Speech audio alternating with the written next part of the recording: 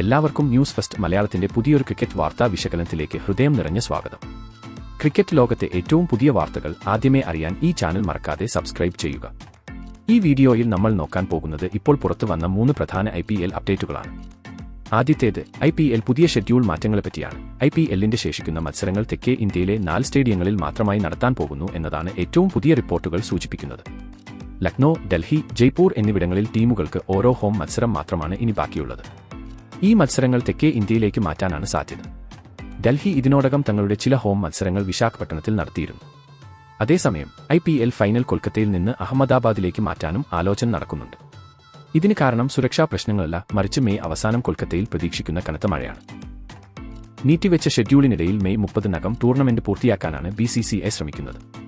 അടുത്തത് IPL practice മാച്ചിനെ പറ്റിയാണ്. Gujarat Titans ഇപ്പോൾ പ്രാക്ടീസ് ആരംഭിച്ചിരിക്കുകയാണ്. ടൂർണമെന്റ് താൽക്കാലികമായി നിർത്തിവെച്ച ശേഷം ആദ്യമായി പ്രാക്ടീസ് പുനരാരംഭിച്ച ടീമായി ഗുജറാത്ത് ടൈറ്റൻസ് മാറിയിട്ടുണ്ട്. അഹമ്മദാബാദിൽ ഇന്നലെ വൈകിട്ട് 5:30 മുതൽ രാത്രി 9 വരെ ഗുജറാത്ത് നെറ്റ് സെഷൻ നടത്തി. കഗിസോർ റബാദ്, ഷെർഫെയിൻ റൂതർഫോർഡ് തുടങ്ങിയ താരങ്ങൾ സെഷനിൽ പങ്കെടുത്തു. ജോസ് ബട്ട്ലർ, ജെറാർഡ് കോൾസി എന്നീ 2 വിദേശ താരങ്ങൾ മാത്രമാണ് നിലവിൽ നാട്ടിലേക്ക് മടങ്ങിയത്. എന്നാൽ ശേഷിക്കുന്ന മത്സരങ്ങൾക്കായി ഇവർ തിരികെ എത്തുമോയെന്ന് ആണ് ആരാധകർ ഉറ്റുനോക്കുന്നത്. അടുത്ത അപ്ഡേറ്റ് റിക്കി പോണ്ടിങ്ങിന്റെ ഒരു വിശാല മനസ്സാണ് തുറന്നു കാട്ടുന്നത്. പഞ്ചാബ് കിങ്സിന്റെ ഹെഡ് കോച്ച് റിക്കി പോണ്ടിങ് ടീമിന് പ്രചോദനമായി മാറിയിരിക്കുകയാണിപ്പോൾ. ധർമ്മശാലയിലെ മത്സരം ഉപേക്ഷിച്ചതിനു ശേഷം താരങ്ങൾക്ക് മനോവീര്യം പകർന്ന് ടീമിനെ ഒന്നിപ്പിച്ചത് പോണ്ടിങ് ആണ്. Marcus Stoinis, Liam Bartlett, Marco Jansen എന്നിവർ നാട്ടിലേക്ക് മടങ്ങാൻ തീരുമാനിച്ചിരുന്നെങ്കിലും വെടിനിർത്തൽ പ്രഖ്യാപനത്തെ തുടർന്ന് പോണ്ടിങ്ങും ബ്രാഡ് ഹാർഡിനും ഇന്ത്യയിൽ തന്നെ തുടരാൻ തീരുമാനിച്ചു.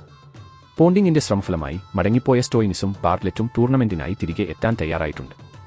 എന്നാൽ മാർക്കോ യാൻസന്റെ പങ്കാളിത്തത്തിൽ ചെറിയ അനിശ്ചിതത്വം നിലനിൽക്കുന്നുമുണ്ട്. IPLന്റെ ആവേശം തുടരുകയാണ്. അപ്പോൾ ഇതുപോലെ കൂടുതൽ ആവേശകരമായ ക്രിക്കറ്റ് വിശേഷങ്ങൾക്കായി ഈ ചാനൽ മറക്കാതെ സബ്സ്ക്രൈബ് ചെയ്യുക.